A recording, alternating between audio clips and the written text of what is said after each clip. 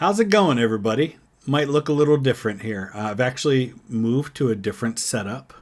Gonna try it out. Got a new microphone, different lighting setup, different table that I'm on, and a different software setup a little bit. So you might notice the new background and things like that. But same old Chris.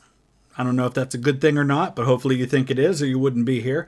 You guys have been asking for this one. This has probably been the most requested video in the last couple of weeks, but I wanted to give it a chance to breathe a little bit and stand on its own. This is Napoleon seizes power. This is the coup. This is where Napoleon takes power, and this is epic history. No longer epic history TV. They dropped the TV, but excited to dive into this one that came out about 3 weeks ago. And as always, the link will be down in the description so you can check it out without my commentary. This should be a really interesting one. This is one of the most pivotal moments in world history in the last 250 years is this event. So it's definitely one we want to talk about. And we want to talk about the real history, not just the movie version, which was not so great, even though it had some interesting moments to it. I want to thank Dalton in Atwood, Kansas. Thank you so much, Dalton, for signing up just a few days ago as a patron. Could not do this without you. Let's go ahead and dive into this one.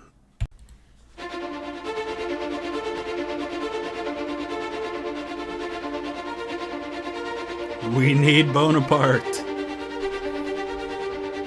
October 1799.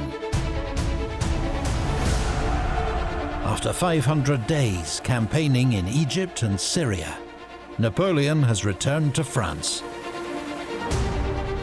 And with a small entourage, he travels north to Paris. So we've talked a lot about everything that happened in Egypt through some different videos, and I'll put some links down in the description if you want to go back and check some of those out. This is an ongoing series from Epic History TV. Epic History. Everywhere he goes, he is greeted by crowds, embraced by dignitaries, and feted as a conquering hero. Which is interesting because they obviously don't know what has been going on in Egypt. I mean, Egypt starts out well enough, but things don't go particularly well there. But I don't know how much of that you really put on Napoleon so much as that he was sent there by the Directory and then wasn't really given the kind of support he needed. And the Directory, I mean, as much as anything, what's going to happen next and what has happened over the last couple of years can be laid at the feet of a very weak leadership from the Directory. But such celebrations cannot hide that France is a country in crisis and despair. Banditry is so rife that Napoleon's own luggage is stolen en route. Prices are soaring. So too are taxes. Trade has been decimated by years of war and blockade. There is conscription, censorship, and corruption. Think about everything that the people of France have been through in the last 20 years or so at this point. France gets itself involved in the American Revolution 20 years earlier.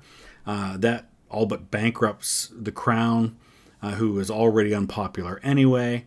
They turn on King Louis XVI and his wife Marie Antoinette and his government, not just them, but really the whole system of nobility they turn on. So now they've been able to reshape the country in their image. You've had the terror where tens of thousands of people are systematically executed because they're enemies of the state. Then you get into these foreign wars in which you're losing hundreds of thousands of young men killed. It is a nightmare scenario for the people of France the last 20 years, and things aren't going well now. And when things aren't going well, you're willing to turn to just about anybody that you think might be able to bring you out of it. Abroad, France once more faces a powerful coalition of enemies. And though General Massena's brilliant victory at Zurich has won respite, France is not safe yet. And think about how Napoleon had that brilliant campaign in Italy, and they've all but lost all the gains that they made there. But in Bonaparte, many see a savior for the country, Thanks to his own propaganda, everyone has heard of his brilliant victories in Italy and Egypt. His name is celebrated in newspapers and plays. The air rings with cries of, "Hurrah for Bonaparte! He will save the country." And think about it, this guy's like 30 years old at this point. He's still a really young man. He's already had the brilliant Italian campaign. He's had things that didn't go as well in Egypt. Now he's come back and people are crying for him to save the country. 30 years old.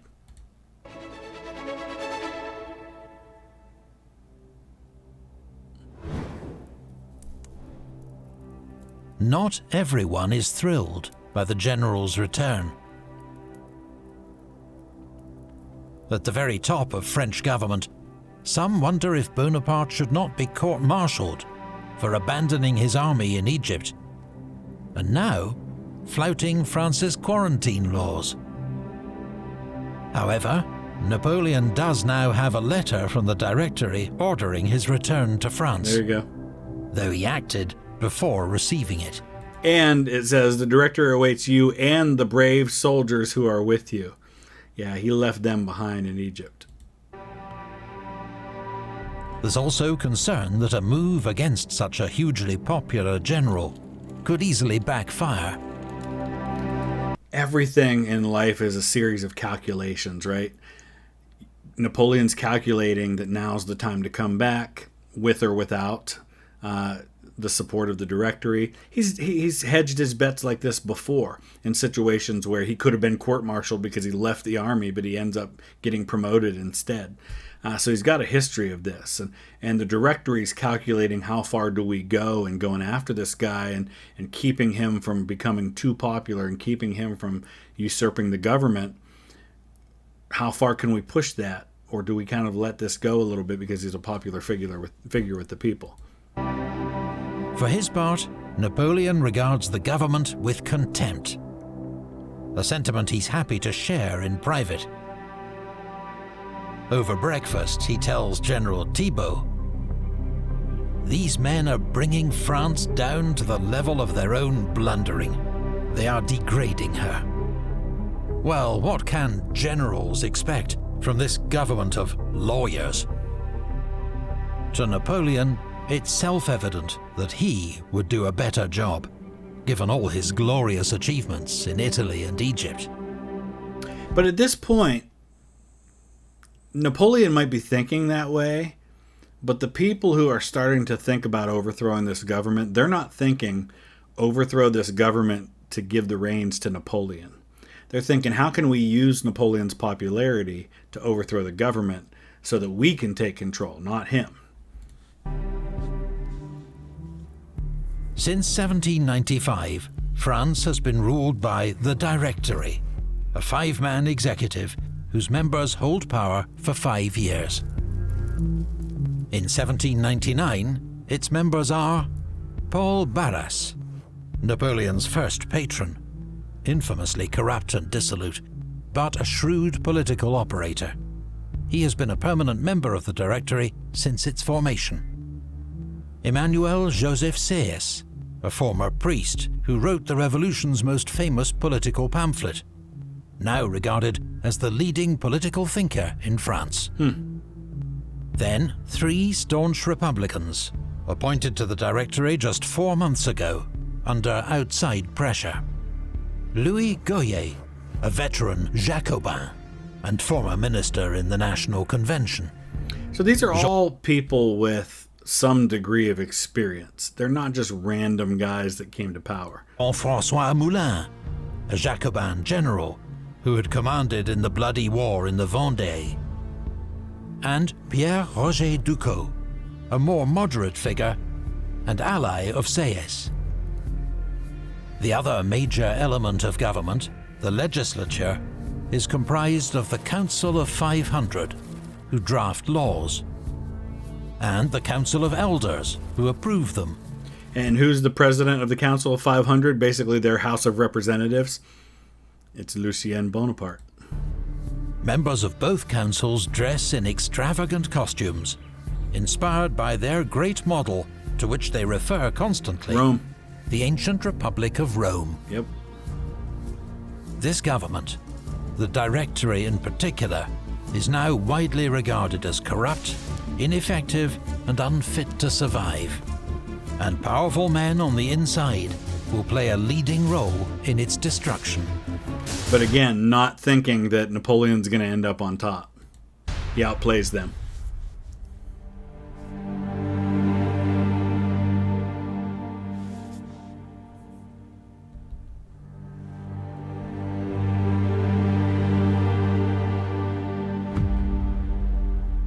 On his return to Paris, Napoleon takes up residence in the home of the Beauharnais family on Rue de la Victoire. Beauharnais, that's Josephine's family. Has been renamed in his own honor. Given the unsettled political climate, her husband's family anyway. He faces an uncertain and potentially dangerous few months in the capital. One man he can count on as a valuable guide, his younger brother, Lucien. Napoleon, throughout his entire career, relies heavily on his family. He promotes them as well and gives them positions of authority and power once he becomes emperor. But even at this point, he's relied heavily on his family. He serves in the Council of 500 as the deputy for Corsica and has recently been elected its president. As such, he will be a key player in the weeks ahead.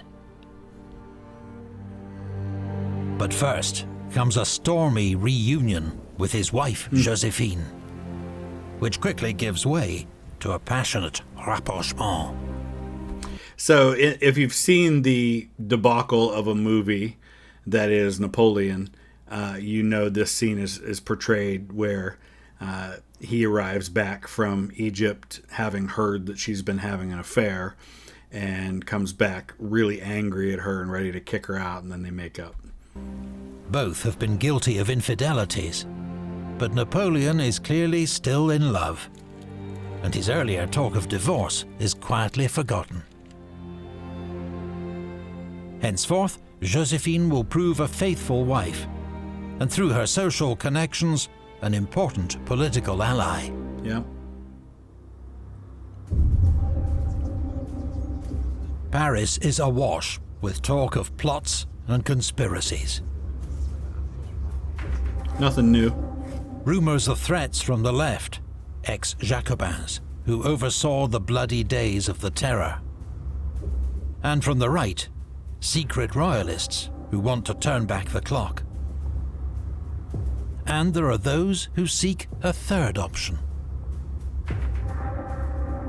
Soon after his arrival in Paris, Napoleon receives a visit from France's ex-foreign minister, Maurice de Talleyrand. Who is brilliant and capable, and usually the number one on his priority list is Talleyrand himself.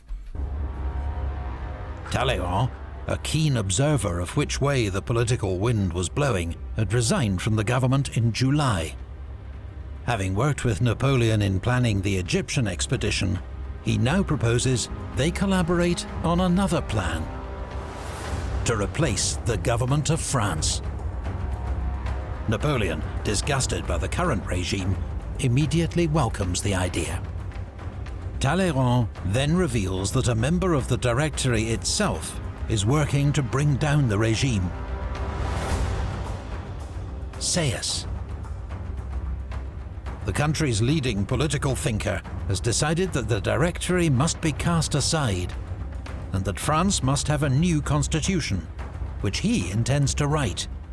And see, here's the thing. When you get all of these, we talk about this all the time, when you have an enemy, you can unite. The enemy of my enemy is my friend. You know what? We might have differing views on what happens next, but we all agree this system needs to go. So let's unite to get rid of this system, and then we'll fight it out amongst each other to decide what comes next. That's what's been happening in France. It's what happened in the aftermath of the overthrow of the kingdom, of the monarchy, and you had infighting to determine what would come next. And now you're going to have the same thing, but not nearly as bloody, because Napoleon just outmaneuvers everybody. He plans to sweep away the chaotic, unruly legislature and its weak, ineffectual executive. To save the Republic, radical reforms are needed, and an entirely new form of government.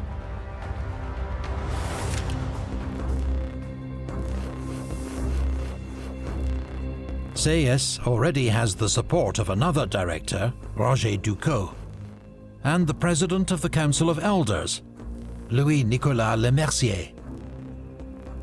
He even has the support of the president of the Council of 500, Lucien Bonaparte.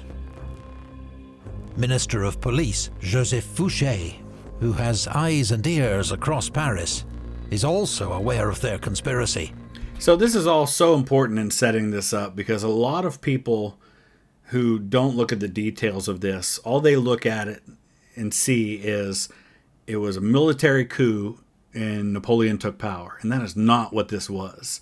This was very much a political coup that had the backing of the most popular guy in the military and used that power. But this is a scheme that goes deep and has a lot of tentacles in a lot of places. But has agreed not to intervene. Now Sieyès seeks a sword, as he puts it, a military figurehead to keep the army on side, Yep. and be wielded at the decisive moment, and then sheathed afterwards. So these guys, the mistake they make is in thinking that Napoleon's just a general.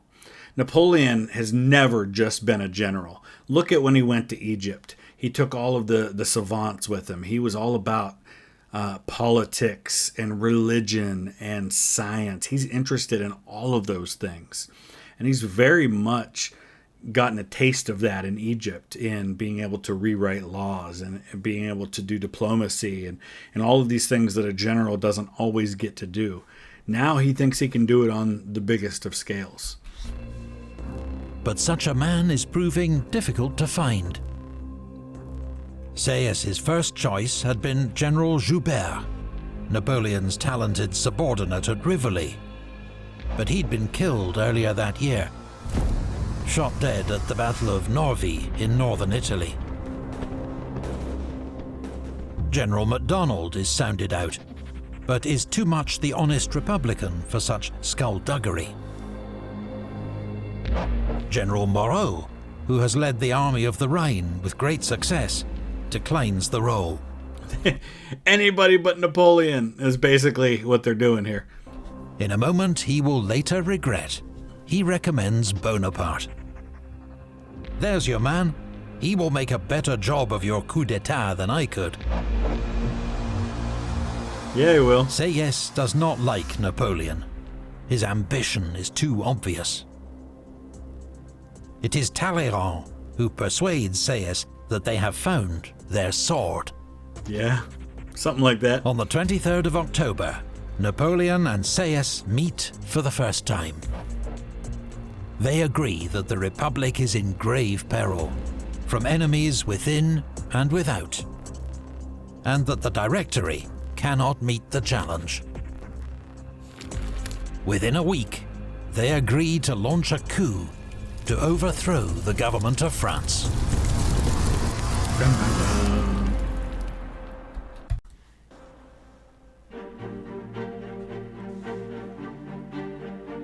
The pear is ripe. He had a way with words. The conspirators plan their coup for the 7th of November, 16th Brumaire, according to France's revolutionary calendar, the month of fog. It's a risky operation that will take 2 days, during which any number of things could go wrong. Many of the plotters take precautions. Sieyès carries a briefcase stuffed with cash for a quick getaway.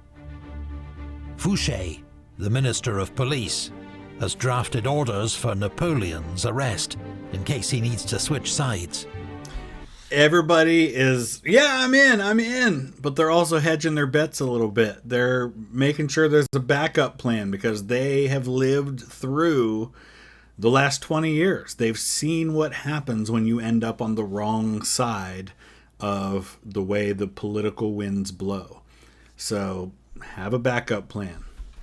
Napoleon sleeps with 2 loaded pistols by his bed.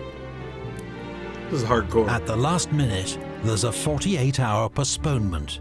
And these guys are already on edge. You can imagine putting this off 2 days, what that does to your kind of nerves and all of this. So instead, that night, Bonaparte dines at General Bernadotte's apartment on the Rue de Cisalpine.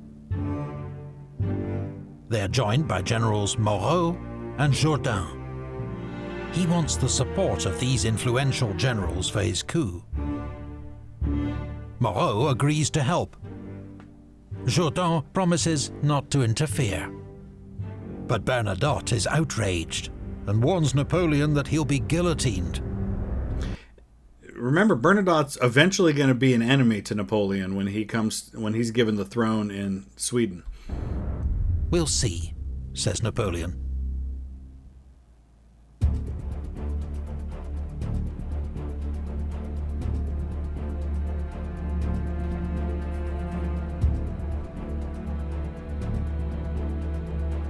I think this is a good time, too, just to once again point out what an absolutely phenomenal job Epic History does with their presentations. Not only is the research top-notch and the script for all of it really, really good, but the presentation, the narration, the graphics, all of it, it's so good. The rubbish dump.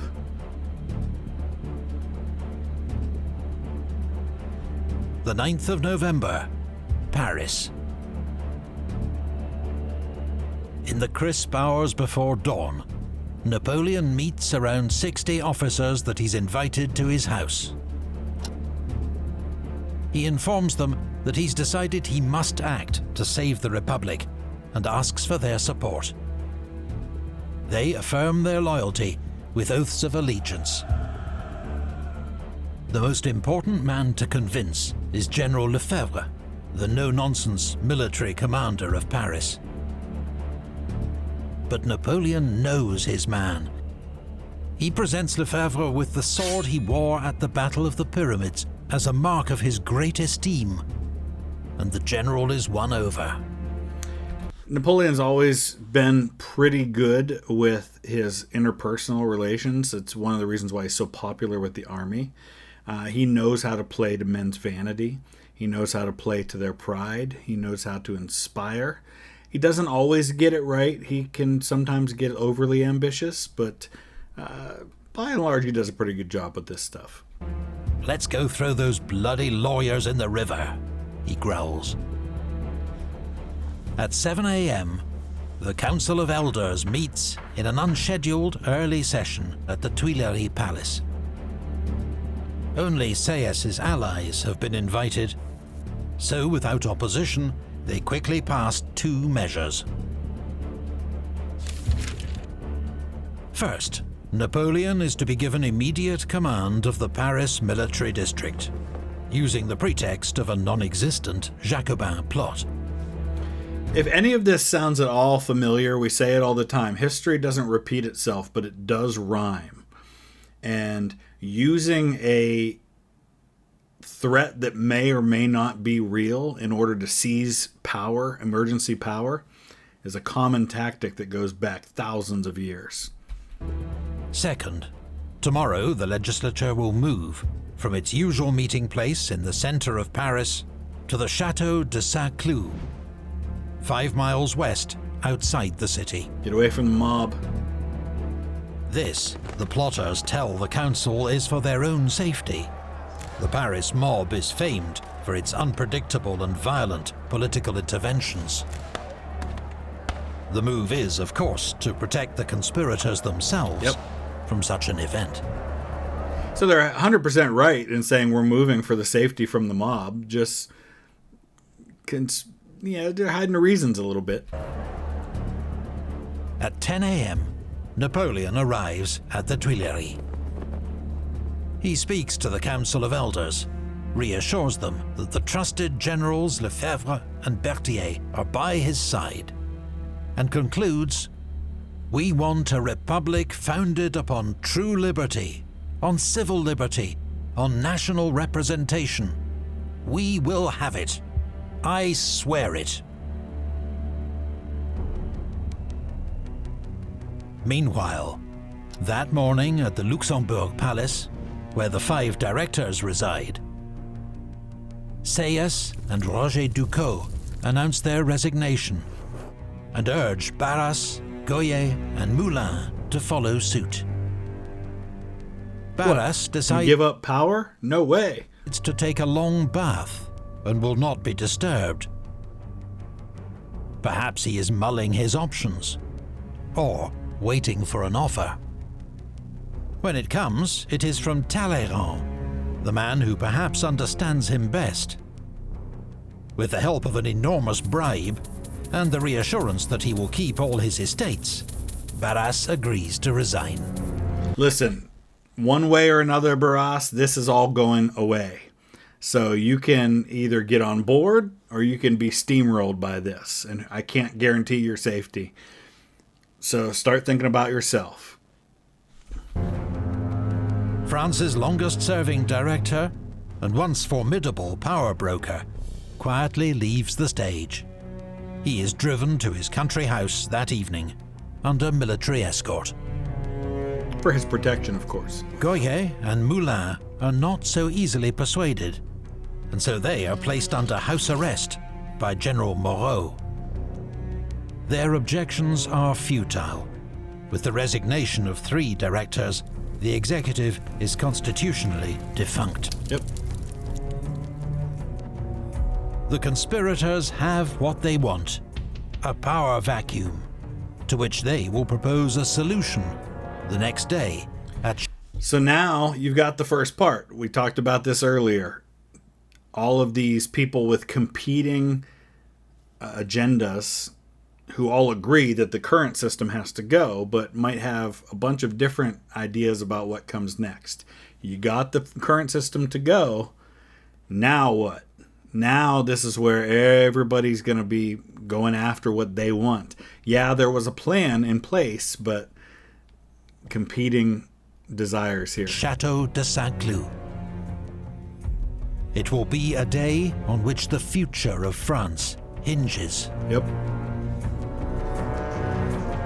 That evening, as Napoleon rides through the Place de la Concorde, where so many had died under the guillotine, he turns to his secretary.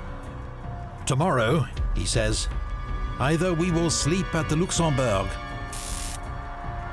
or we'll end up here.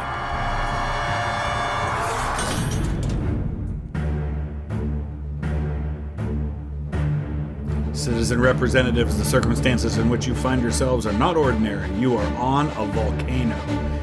Napoleon, and listen, I know, I'm a fan of Napoleon Bonaparte at this point, right? By saying I'm a fan, I'm not denying that he did some really awful things at different points in his reign.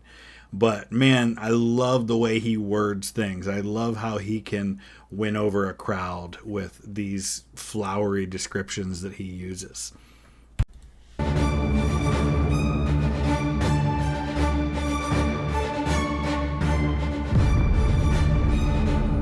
Napoleon rises at 4 a.m. and rides to Saint-Cloud.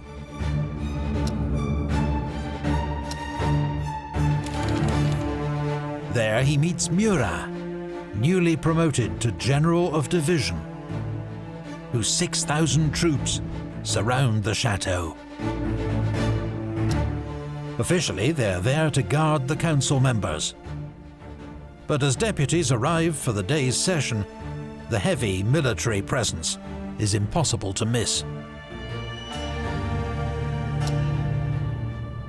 There are long delays. Benches have to be found for the chambers. Council members have time to mingle and discuss the many swirling rumors. See, this is where something like this can hang on a knife's edge. Anytime there's delays, anytime you're waiting for things to happen, it's time for people to talk and for people to scheme and for other things to unfold. So you really kind of want to get this moving as quickly as you can if you're the people behind it. This time, the Jacobin deputies are present, and they're not happy at being excluded from the previous day's meeting. When the councils finally begin their sessions at 1 p.m, the mood is raucous. The sudden resignation of the directors, the presence of so many troops, the claims of a Jacobin plot. There is much to discuss.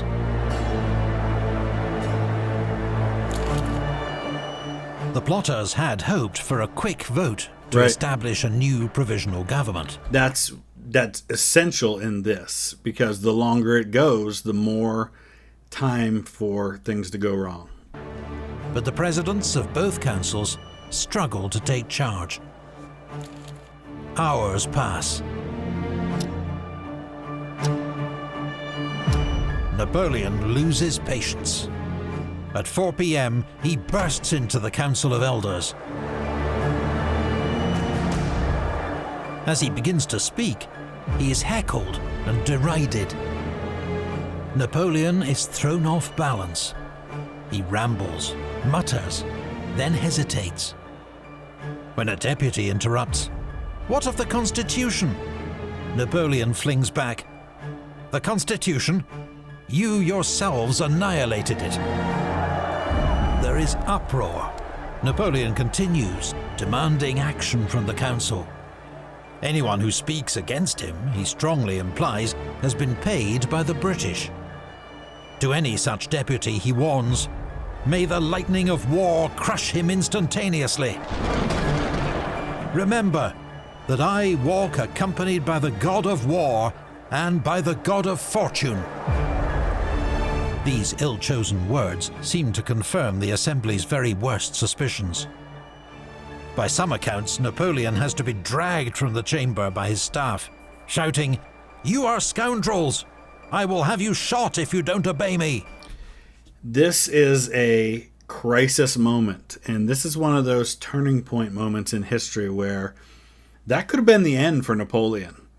He was ridiculed, he makes threats, he very easily could be in big trouble at this point, and this could be about as far as Napoleon ever gets in his life. But that's not the way this goes down. Napoleon is shaken, but not defeated. Within minutes, he storms down the corridor into the Council of 500, where the president, his brother, has lost all semblance of control. The mood here is of even greater defiance. The deputies have spent the morning swearing oaths of loyalty to the Constitution. And when Napoleon arrives, flanked by grenadiers, he receives a torrent of abuse. "Down with the tyrant," they cry. "Outlaw! Caesar! Cromwell!" These the names of famous generals turned tyrant. As the crowd presses in, he is grabbed, jostled, even punched. Lefebvre and his grenadiers rush in to extricate Napoleon from the scuffle. They haul him clear and drag him into the courtyard outside. A lesser man at this point would have gotten out of Dodge, would have fled from the scene. It's a mob. They've lost control. They obviously don't have any respect or loyalty to Napoleon. I'd take my army and go. That's not how this guy works.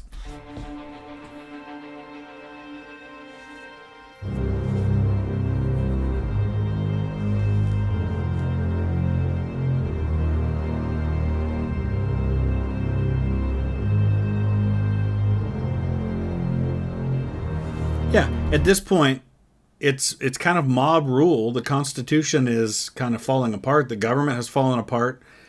Who is to say what makes an outlaw? And that's kind of what he decides. I am the Senate. Napoleon is rattled and bloodied. He seems unsure what to do. His old comrade, General Augereau, now a council member, comes out to see him. "You're in deep water now," Augereau tells him. What do you got to lose? Napoleon regains his composure. "It was worse at Arculay."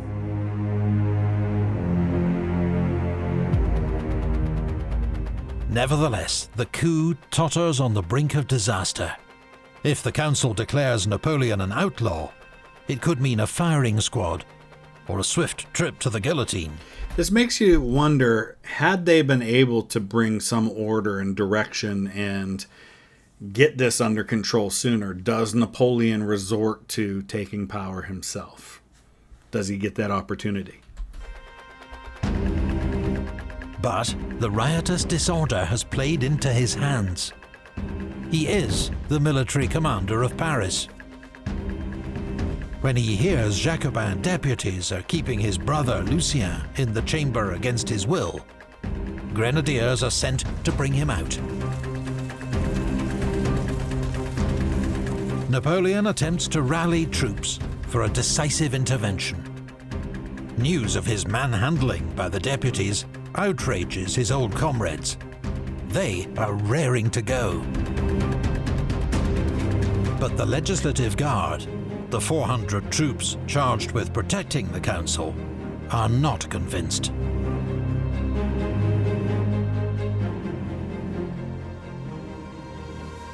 It is Lucien who seizes the moment.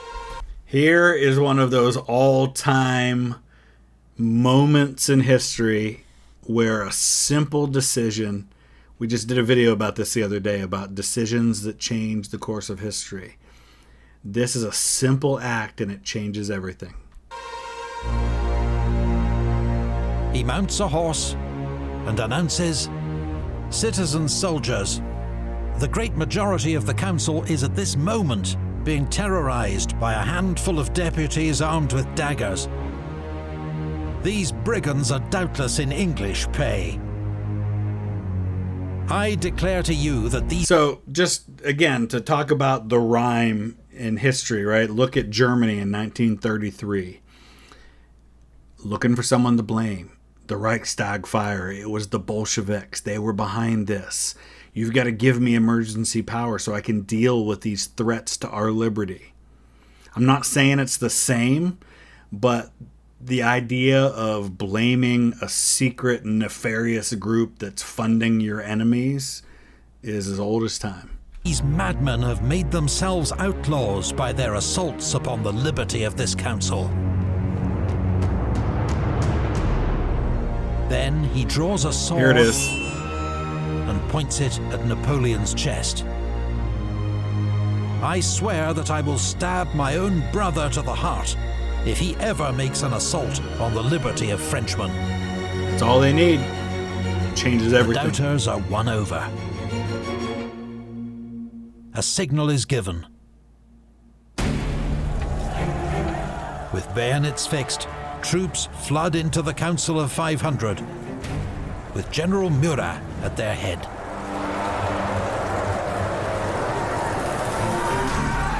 "Citizens, you are dissolved," he shouts. And then to his men, "Get this damn rabble out of here." The deputies scatter. By some accounts, they jump out of windows, leaving their robes and hats strewn across the gardens.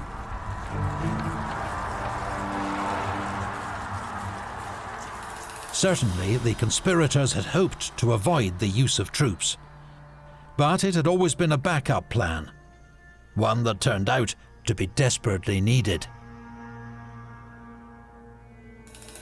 Later that evening, a few deputies are rounded up to form a rump council of 500. Joined by the similarly cowed Council of Elders, they approve the measures that are suggested to them. This is to give some air of legitimacy for the government to be able to take power, and the people aren't going to know the details of how all this went down. All they're going to know is the council agreed on this, and they have chosen a new government. The dissolution of the Directory. The adjournment of both councils for 4 months, though they will never meet again.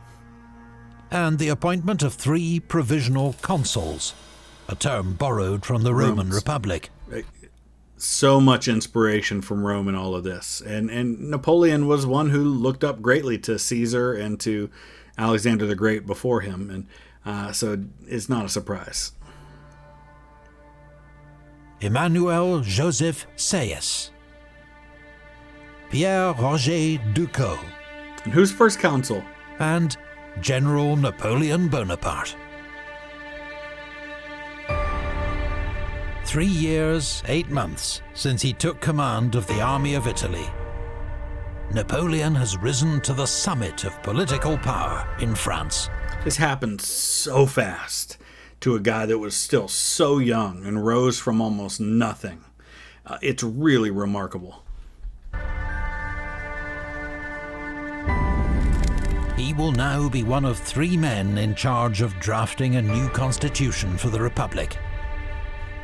But through his brilliance, energy, and immense popularity, he will soon overshadow his 2 colleagues. Only one man will emerge to rule France. The first consul, Napoleon Bonaparte. And what better way to cement his hold on power than a new military campaign and a return to Italy. Gotta go back and take what he lost. All right, as always, Epic History does a fantastic job with telling these stories, and certainly that was another fantastic job, and I hope you guys learned something about that. I put some of the links down in the description to some of the other key videos that relate directly to this. It's a whole series, of course, but and I'll put it all in a playlist as well. But if you want to learn more about what led up to this point, you can do that. I want to thank Greg. Greg has a military address, so I can't really decipher where he is, but he's overseas with the military somewhere. So, Greg, thank you so much for your support, as well as Endela in Serbia. Awesome. Very cool. Thank you both for your support on Patreon. If you want to learn more about how you can support the channel on Patreon, which I could not do this without that support, right on the screen on every reaction video, it shows patreon.com/VTH, and you can sign up there. Thanks for watching.